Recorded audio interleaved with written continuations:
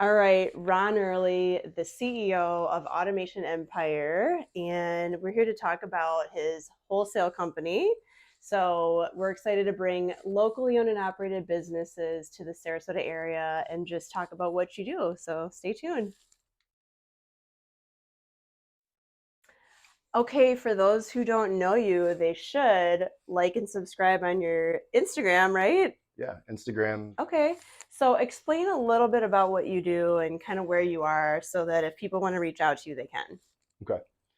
So typically what we do is for first-time investors or even bigger investors, depending on what kind of liquid capital they want to deploy, we offer what's called a digital asset. So much like real estate, when you operate in assets that are offered to you, there's a lot of cash flow on a month-to-month basis, but you have a asset that compounds year over year. And we're able to do the same thing by operating with wholesale inventory with some of the biggest brands in the world, like Hasbro, Disney, Purina, Kong, anywhere from household items, pet items, baby items. And we wholesale freight those into our distribution center. Okay. We'll create an asset, so it's a storefront. We'll host it on Amazon.com, and we'll scale that asset for you. We keep all the distributions, logistics, the staffing, the people that actually upkeep your store, and we scale it for you. All you do is deploy the liquid capital for us to be able to do so. I dig this. So it's for someone who has an entrepreneurial mind that wants to be, is it more like hands off? It is very hands off. So let's say I'm going to give you $50,000. What happens from there? So typically, we do an initial investment where you're buying into our IP, our team, Okay. and you'll buy into our distribution contracts. So the valuable thing about running this type of model is before we even sell a single product, as soon as we accredit, we put our name on the line essentially. We vouch for you once we have an assigned agreement. Okay. And I'll put 3 contracts associated with your storefront. So before you even sell a product, your asset's already appreciated. You can resell it to somebody else because someone somewhere else has a way to now buy a product that is cash producing. Okay. It's one of the hardest things to acquire. Right. So once we do that, you'll sit with the logistics team. They'll start the storefront with you. This is the only part that you're hands on. Like, how long does that take? I mean, it probably runs the gamut, right? But like, how long does that generally take? Like, what's the time investment? Sometimes, depending on the investor, it depends on the state because you have to, if you need a new EIN and registry, we'll walk you through the tax exemptions. That's probably the most annoying part, It's, right? The it's, IRS. it's not, they're not the most fun to deal with, They're really not but every year. we do want to make sure that we walk, legal guidelines because Mm-hmm. as we scale it, I want to make sure that we cross all T's and dot all I's. That For way, if sure. you decide that you want to flip this in 2 or 3 years, we can get the maximum amount of profit off of it without running into any issues. Okay. So So, they can not only start a storefront, but then those storefronts grow in value that they could sell. And would you help facilitate that? Is yes, that correct? I help broker the deal. Yes. Huh.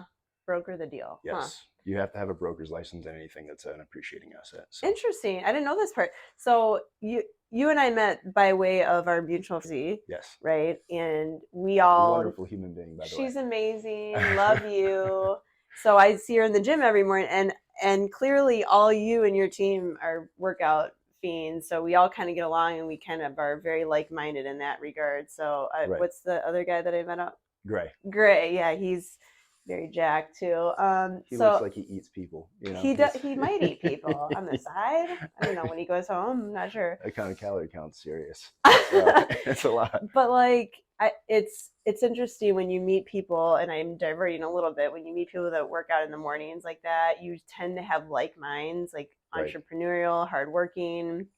And so her and I chat all the time, and I think I put a post out to because I like to do, interview one business person per month, and I feel like it's great to give back to the community, and it's not just about real estate. Okay, it's a real estate channel, but like we want the people that know who lives here and what companies are here available. Right. And, obviously on the upside, making money, right? Yes. I mean, you have my interest. I love that. So, yeah, I wanted to learn a little bit more. Like, can we dive a little deeper on like next steps after you do the EIN and all that stuff? Yeah. So I try to make this as seamless as possible, and the communication world, which I have a background in communication and psychology, and we call it the communication gap. And it's when you get so used to something you kind of forget steps 1 and 2, and you quickly Yeah. jump to teaching 3 through 10, right? Because your mind is so fast forward. Yeah. Exactly. Yep. So we want to make sure, like, even from the beginning steps, like if it's the very first time that you've ever invested, it's us getting on a Zoom call with you and making sure we go through a checklist of doing all the initial setup. Like I'll walk through a 5-page slide of just how to even start your Amazon account. Right. So even though it's that part's hands-on for you, we're still helping you do it. Okay. So it gets done correctly, quickly, effectively. Get the bank account and everything attached. We stay or steer clear of your personal information. So I don't want things like your social security number, your bank account number. Yeah. We'll drop the screen. You can fill out that information, and then once you have the storefront started, then we can get to work. Not DNA samples and all that. Oh, maybe. that's extra. Depends on who you are. Yeah, this is all interesting. I mean, especially for someone who's not tech savvy. I gotta say that giving someone whatever the lump sum is, I don't know what your scales are, you can go over that, but like it's scary to give someone money. You hear all these stories Right. about like Ponzi schemes, and please don't take that the wrong way, but No. like it's scary to work hard to have like a nest egg and then all of a sudden hand it over, then to trust somebody with it. Right. So how do you overcome some of that? Because I personally, I've been through a lot through the Great Recession and everything, and so like you tend to hoard money. And so how does someone get over that if they're trying to invest with you? Oh, there's a couple things. Your psychology major. Yeah, well, not a major. It's a passion for sure. Okay. There's a couple things to unpack there, and the very first thing is, I just personally think you should store some money, but not putting money to work for you, especially with inflation right now, how much your dollar depreciates, is the quickest way to go poor. That's true. And never taking any risk at all is, I mean, it's more risky than ever taking a risk. You have a point there. Right? You have a point there. Yeah. The way that I would want to mitigate anybody coming in this with a false mindset is, and I'm pretty sure we may be one of the only ones that's actually in the industry that offers one, and it's in our legal paperwork. I offer a money back guarantee. Oh, what is that? So what does that look like? So within 24 months, I will pay back up to half of the cash that you've deployed back into your account if I haven't fully recouped all of your ROI. Oh, see, that's and good. You get to keep the asset. And the reason why we do the half is because, and this is not something that you want to announce, but this is also me putting my cards on the table for you guys. You can technically decide to pull this card, at 18 months. And if you decide that you want to, and I haven't fully recouped all your ROI, now when I go to facilitate the deal to sell out the store and you've decided to step away, I don't get my 30% anymore for our 70-30 profit split. So you can go resell everything that I've built for you and I don't get to touch a dime. Okay. So you still walk away with more. So it's just as much risk for me and my team as it would be for somebody else. The time allotted, the capital that you're allocating to, pay your team and, and the hours and things like that. So I guess what's the risk then? I mean, doesn't seem like a lot of risk. It's more, I would say, that maybe. Well, the majority of right. I don't know. It's I mean, any investment always comes with risk. There's right. freak accidents. Like, if I highly doubt Amazon would ever shut down tomorrow. Oh my gosh, what would we do with all of it? What would we do? Right. I mean, terrible. Well, one of $2 trillion businesses, I feel like it'd be highly unlikely, but anything's possible. Right. And this is just me coming from, a background where I've seen things that I didn't think were ever going to be likely still come to fruition. So yeah, you just never know what life will throw at you. So barring all that. Right. It's I'd say the other thing that you would consider as a risk, and it's not really a loss, sometimes it's time. You can get an unfortunate roll of the dice where if products start to move slowly through what we call our scaling or our ramp up period, okay, we have to gain a credibility essentially through Amazon, and we get this, it's called the golden box, the golden check mark. Okay. And for anybody that shopped on Amazon, you all have clicked it. I've clicked it several times. My wife clicks it numerous times a day. I come home with boxes at my doorstep all the time. Boxes piled up. That buy now option, that golden button where it's just a one click and then it's... You swipe, I think, yeah, I've done that many. Swipe right. You get right. Although we could divert on that, but we won't. Okay, swiping left. Different app, but we'll automate that one next. Different app, different topic. Okay, yes. But you get awarded that. You just have to get to the point to where Amazon awards you for it. Gotcha. So they don't just let anybody sell it.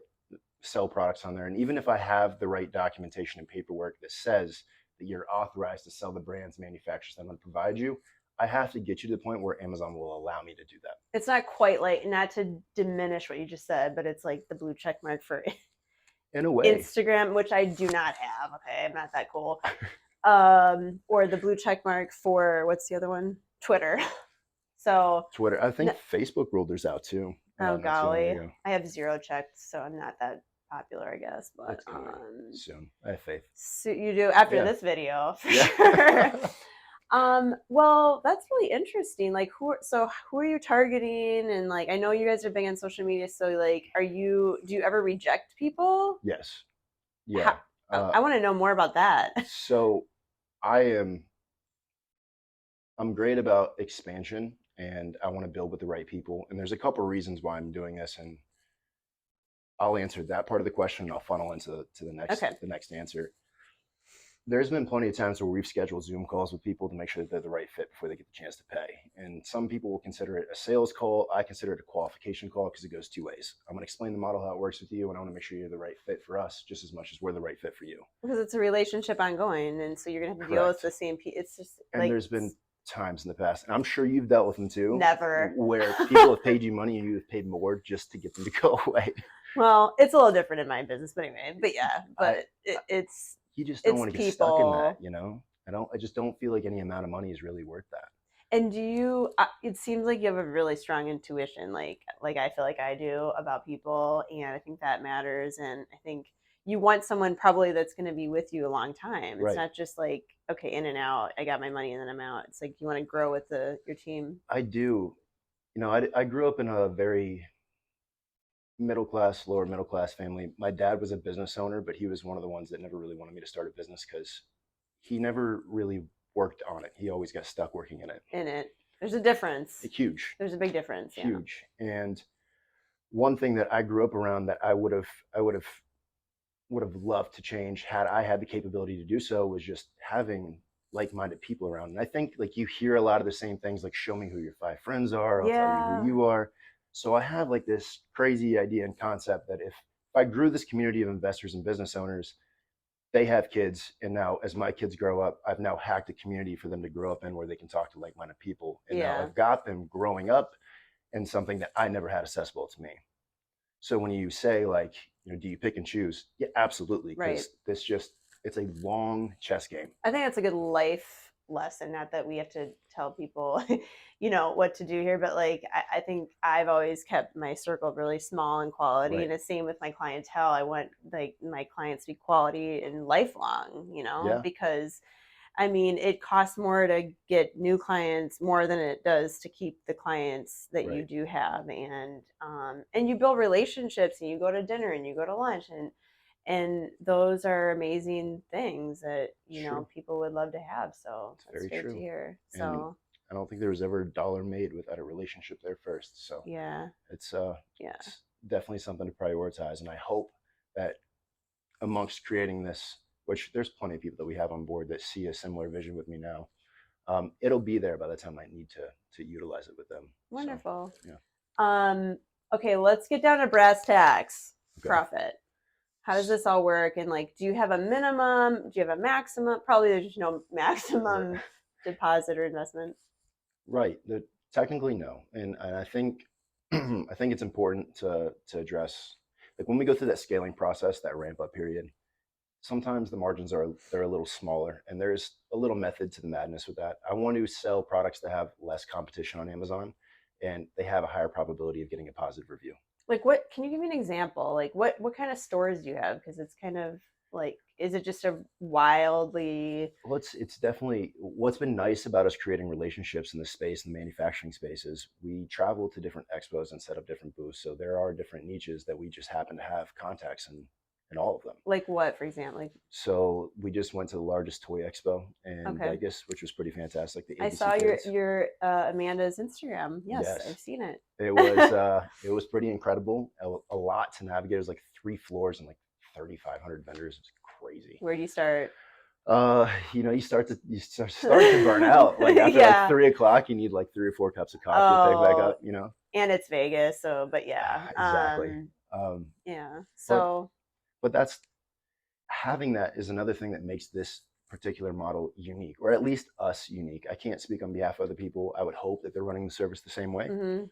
But when you talk about the exit strategies that we brought up earlier, one of the things that you can navigate on Amazon, they're very particular about opening up a second store. Okay. But if I sell baby niche products on one of your stores, and then you call them and say I have a toy store, or I sell home and garden, or if I sell supplements, they're going to allow you to open up a second entity.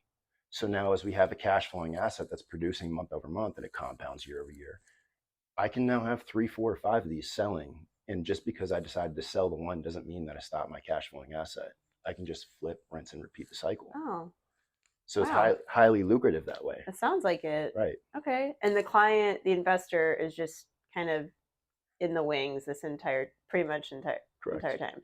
If they want to be involved, can they, or to what extent? I mean, do you? I try to keep everybody as involved as possible. Like on the 20th, we're celebrating our 6 years, which Oh, anybody congrats. I appreciate that very much. It's definitely been a wild climb, but a successful one at that. Awesome. So any new investors that have come in, we're going to fly them in first class and get them into Sarasota, which has been pretty fantastic. Nice.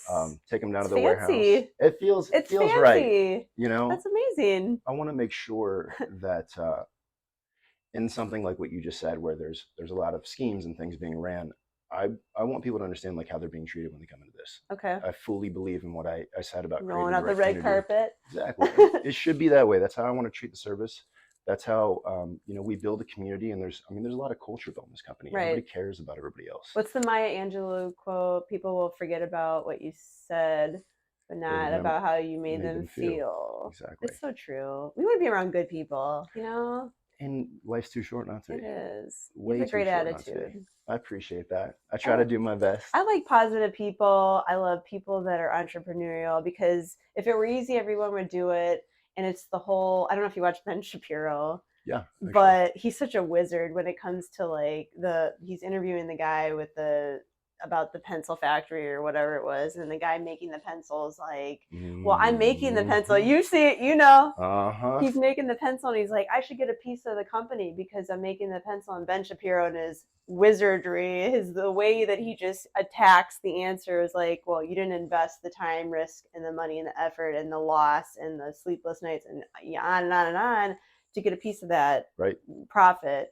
And so that's why I do this, because I respect entrepreneurs and I love that you're successful. It's amazing. And, you've got a great team, and we just want to support that. And we want to let people know how they can get in touch with you. And if they want to invest, even better. If not, maybe someone who would, whether they're in Sarasota or really worldwide, right? Because everything's on the internet. So exactly, one click away. Yeah. So tell everybody how it's best to get a hold of your company and how they can potentially look into more information. If you just search Automation Empire, if on any social media platform, like I said, we're everywhere. If you want to go check out the website, view some testimonials, see what we're about, see the companies that we work with, get a better breakdown of how the model works. I got a step-by-step breakdown we overview in about 7 minutes. Just click that contact us tab. I'd love to get the chance to be able to speak with any of you. We'll set up that Zoom call. You get a chance to meet me and some of the rest of the team, and we'll figure out if it's the right fit from there. And what's your Instagram handle? Sales God. See, that was an Automation Empire, right? So but the Automation Empire, particularly for the business. Sales God. Yes. Get on it. Yes. Thank you. Thank you so much for your time today.